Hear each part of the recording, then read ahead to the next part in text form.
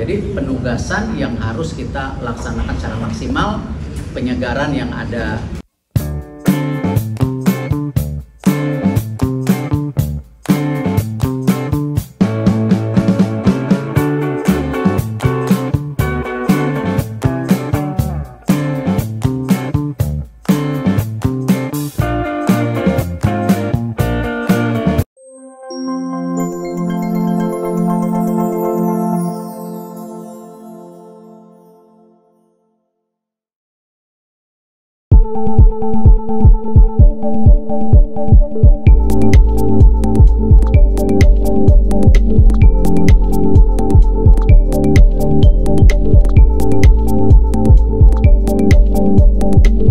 Ya tentu penyegaran harus dilakukan.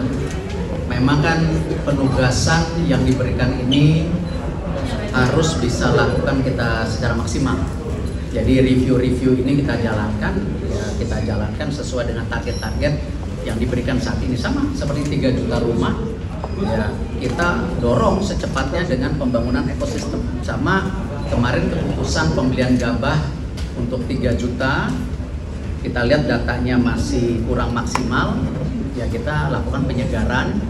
Dan tentu peran daripada ekosistem tadi kan sama. Kalau tadi Pak Ara bicara bagaimana lahannya ada, lalu pembangunannya tidak hanya BUMN tapi private sector, tapi besok sama BI, ya bagaimana sistem pendanaannya. Sama di Bulog ada kebijakan 3 juta gabah yang harus diserap. Dari data-data serapannya masih kecil, ya perlu ada penyegaran. Dan perlu semua supporting system untuk memastikan penugasan ini maksimal.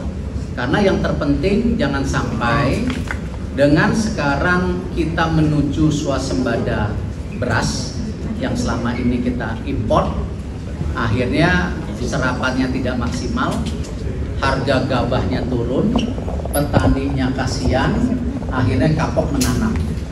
Nah, artinya itu jawabannya. Jadi penugasan yang harus kita laksanakan secara maksimal, penyegaran yang ada tentu di Bulog ataupun ekosistem lainnya yang memang harus kita segarkan.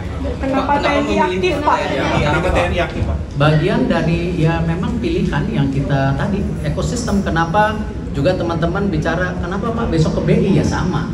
Kita mau bicara BI, bisa nggak peran daripada BI bisa menuruni beban daripada perputaran pendanaan untuk perumahan. Nah, ini bukan salah dan benar, tapi bagaimana kita perlu lihat dari perspektif lain. Tentu yang tadi saya sampaikan, ya di negara lain saya rasa banyak gonjang-ganjing, politik, perang tarif, ya dan hal-hal juga kebijakan-kebijakan yang diambil oleh negara. Sekarang ini dunia era survival. Ya Indonesia pun ya kita harus survive dengan himpitan kebijakan dari berbagai negara, ya yang kita harus bisa coba lakukan sebaik-baiknya.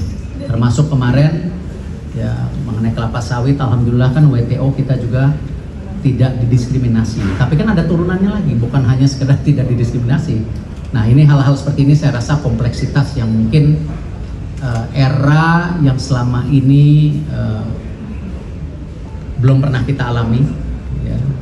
Ini terjadi geopolitik, geoekonomi bersamaan, ya kita harus survive gitu. Dengan kebijakan yang baik tentu. Potensi pelanggar undang-undang tuh gimana Pak karena TNI aktif? Ya, yang lain?